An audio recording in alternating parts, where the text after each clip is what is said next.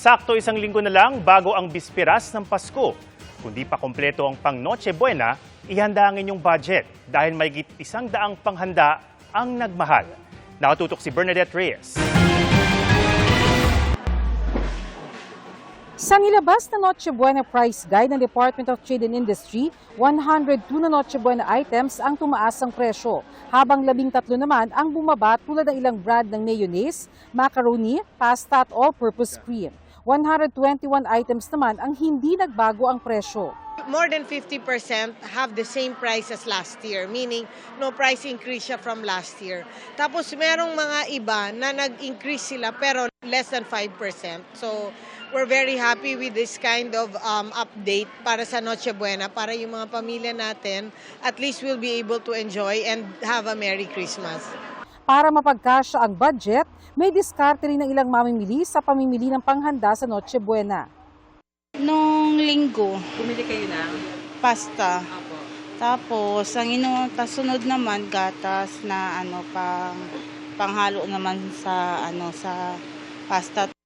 Hindi siya mabigat sa bulsa. Hindi yung baga pag ibolto mo kasi pag tignan mo na yung wallet, konti na lang natitira po.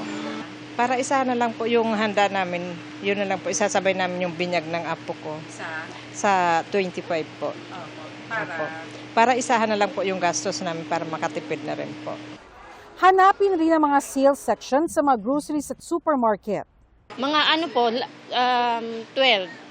to 1, ganyan, wala pa masyadong tao. Mga lunchtime. Yung mga spaghetti po na may kasama silang sauce, tapos yung mga tasty na may free na rin, at saka mga cheese na discounted. Kung wala yung favorite brand or favorite size, no?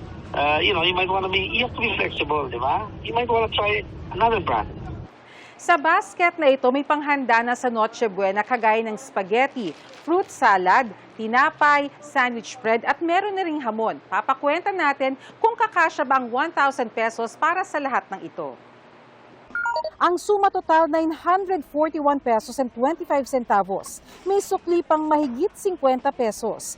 Ang mga produktong agrikultura naman na sangkap sa mga panghanda sa Noche Buena, sapat ang supply sa kabila ng hamon ng mga nagdaang bagyo at sakit tulad ng African swine fever. Merong mga pagtaas of course dahil habang papalapit ang Pasko talagang marami yung demand ng ng mga pamasko na inihahanda, mga ingredients, kagaya ng gulay, ng karne, etc. But in terms of volume of supply, we're relatively confident na hindi tayo magkakaroon ng tightness sa supply. Para sa GMA Integrated News, Bernadette Reyes, nakatutok 24 oras.